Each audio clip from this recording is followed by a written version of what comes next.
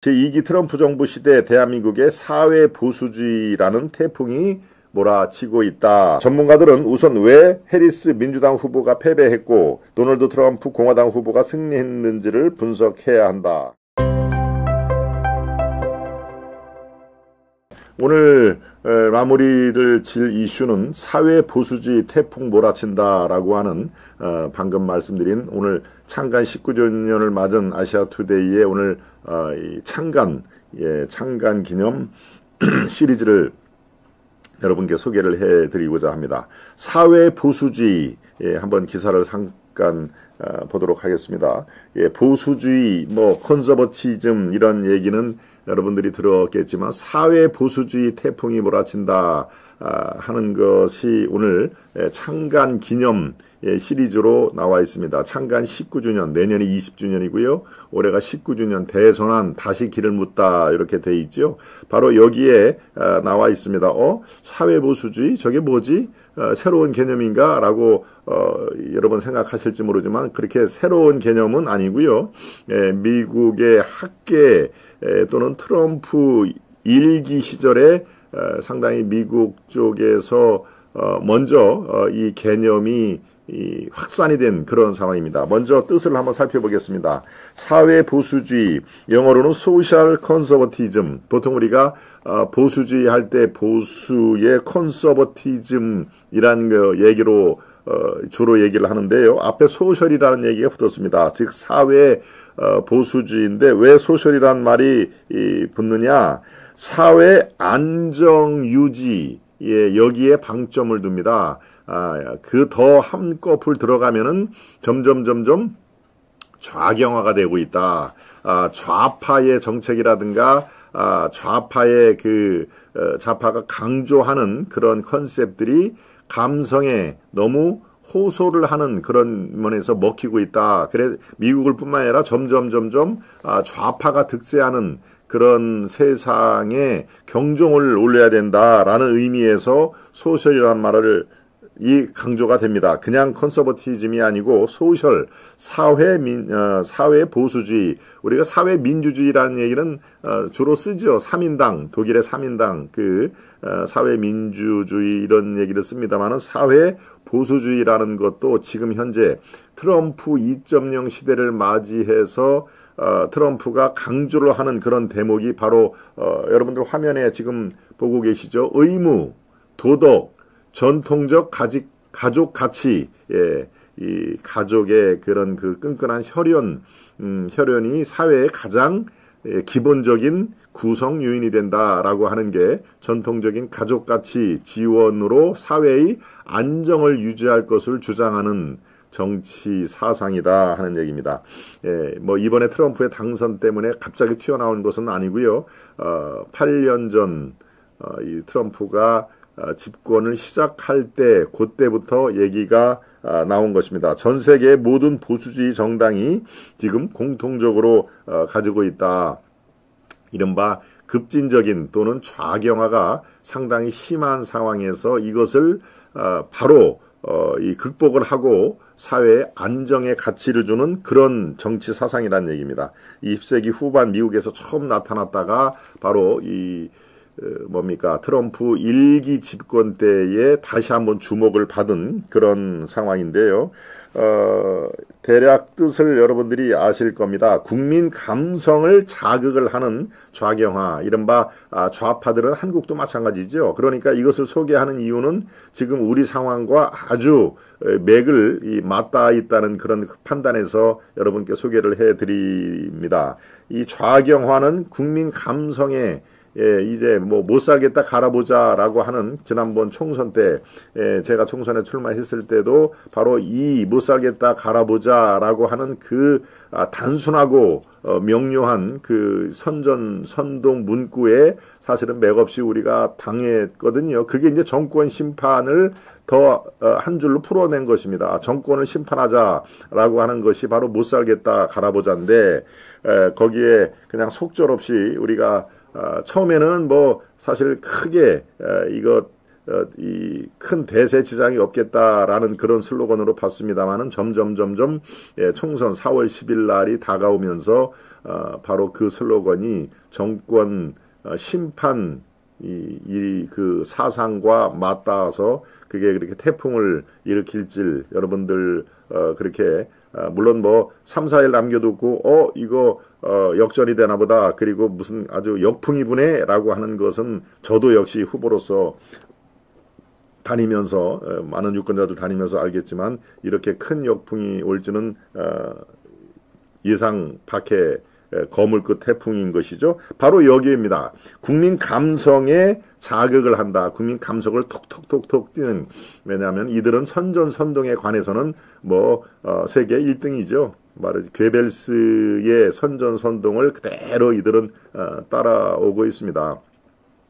팩트가 아닌 것을 어떤 사람을 쓰러뜨리기 위해서는 딱 1분이면 된다. 2줄이면 된다 하는 얘기를 이들은 괴벨스처럼 얘기를 하고 있죠. 그게 바로 이제 김건희의 악마화를 그렇게 하는 거 아니겠습니까? 김건희 여사를 악마화를 시키면서 윤석열의 탄핵을 이끌어내는 바로 그런 전략을 지금 쓰고 있는 것인데 바로 그대로 지금 나타나고 있습니다. 좌경화, 국민 감성을 자극하고 또 PC주의, 여러분 잘 생소하게 느끼실지 모르겠는데 PC주의, 폴리티컬 콜렉트니스, 정치적 올바름이란 뜻입니다. 정치적 올바름, 뭐 인권이니 환경이니 이런 것들이 인권, 당연히 인권을 주장하는 것이 주장을 안 하는 세력들보다 더 정의롭죠. 또 환경, 당연히 우리 자식 세계를 위해서 환경을 최우선으로 해야 된다라고 하는 세력이 그렇지 못한 세력보다는 훨씬 더 정의롭죠. 바로 이런 이 현실, 현상을 감안하지 않고 이른바 정치적인 올바름, 무조건 인권, 뭐 환경, 그리고 뭐 정치적인 차별, 금지 이런 것들을 내세우는 바로 좌파 세력들이 준동을 하고 있다. 한국도 마찬가지죠. 지금 지난 총선을 제가 살짝 곁들여서 말씀을 드렸습니다마는 이런 정치적인 콜렉트니스, PC 우리가 이 책상 앞에 있는 PC하고 똑같지만 정치적인 올바름 이런 뜻입니다. 바로 좌파들이 자기들 전유물처럼 삼고 있는 PC와 국민 감성을 자극하는 선전선동 이것들이 지금 미국 한국을 포함해서 유럽까지 지금 준동을 하고 있다. 바로 이것을 막기 위해서는 사회 보수주의, 소셜 컨서버티즘으로 무장을 해야 된다 하는 얘기입니다.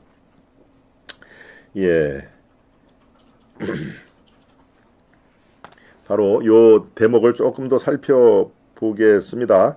제2기 트럼프 정부 시대 대한민국의 사회 보수주의라는 태풍이 몰아치고 있다. 한국은 1948년 건국 이후부터 정치, 경제, 사회 모든 영역에서 미국의 압도적인 영향을 받고 있는 나라다.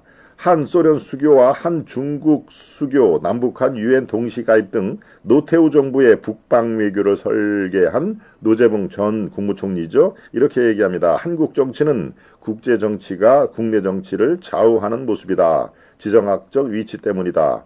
국내 정치만 분석해서는 국가 미래를 내다볼 수 없다. 2기 트럼프라는 대전환의 시대에 한국 정치와 언론은 당장 영향을 받을 것으로 보인다. 라고 하면서 바로 사회 보수주의라는 것을 강조를 하고 있습니다. 전문가들은 우선 왜 해리스 민주당 후보가 패배했고 도널드 트럼프 공화당 후보가 승리했는지를 분석해야 한다. 전문가들은 미국 민주당 선거본부의 정책이 너무 극좌로 흘렀기 때문이라고 보고 있다. 여기에 나오는 그 환경 얘기했죠. 그 다음에 범죄율이 급등하고 국경은 개방돼야 한다. 그리고 탈원전, 환경을 위해서 탈원전을 해야 된다라고 하는 이념에, 극좌 이념에 빠진 민주당은 민생을 공화당보다도 더 들여다보지도 않았다. 그리고 트럼프 후보는 2016년 처음 등장했을 때보다 훨씬 강력한 모습으로 무장을 했다. 총을 맞아도 fight, 우리는 싸워야 된다라고 강력한 지도자 모습을 보였죠. 이제 미국 국민들은 당당하게 자신이 보수주의라는 사실을 밝히기 시작했다. 트럼프를 만들어냄으로써 나는 보수주의자다라고 당당하게 얘기를 하는 모습이 여기저기 눈에 띈다. 한국 정치가 이번 트럼프 당선에서 배울 게 참 많은 그런 이유이기도 하다. 우파 정치인들이 좌파를 기웃기웃거리지 않고 우파의 원칙을 지키고 정책을 밀어붙이면 성공한다는 교훈을 얻는다 하는 얘기입니다. 예, 한국의 우파 정치인, 우파 정치 세력들이 중도 세력을 잡기 위해서 좌파 정책이라든가 좌파의 그 컨셉 이런 것을 원용을 하기 위해서 기웃기웃하는 거 이거 패배하는 길이다. 우파의 원칙을 지키고 우파의 정책을 당당하게 밀어붙이면 성공할 수 있다 하는 얘기입니다. 그래서 지금 윤석열 정부의 4대 개혁 이번 그 아까 고 박사와의 그 대담에서도 이번 그 기자회견이 눈에 띄게 상당히 호평을 받는 이유 중에 하나가 4대 개혁 가는 길이 멀고 험하지만 반드시 우리의 미래 후손들을 위해서 개혁을 안수를 해야 할 역사적인 임무를 갖고 있다 하는 그런 얘기를 하고 있습니다. 트럼프의 승리, 이것은 또 한편 보면은요, 가치 싸움에서 우리가 이기는 것으로 분석을 할 수가 있다. 현재 미국 사회의 엘리트들은 민주당 중심의 좌파적 가치에 매몰되어 있다. 이거는 한국도 마찬가지죠. 지식인 양 하는 사람들이 대개 민주당에서 얘기를 하는 좌파 가치에 이 표를 몰아주고 있는데요. 이른바 PC주의, 제가 설명드렸죠. 정치적 올바름, 또 환경주의, 페미니즘, 동성결혼 인정, 탈원전, 성소수자의 차별금지, 이게 바로 차별금지법이라고 한국에서도 태동이 됐죠. 예, 이 차별금지 등 좌파적 가치에 몰입되어 있는 게 바로 미국과 한국의 같은 양상이다. 지금 미국은 오바마 2기를 겪으면서 중국 문화혁명 수준의 좌경화를 겪고 있다라고 하는 그런 그 전문가도 있습니다. 오바마 시절, 오바마가 4년, 8년을 집권을 했는데요. 이때 중국 문화혁명, 문혁이라고 그러죠.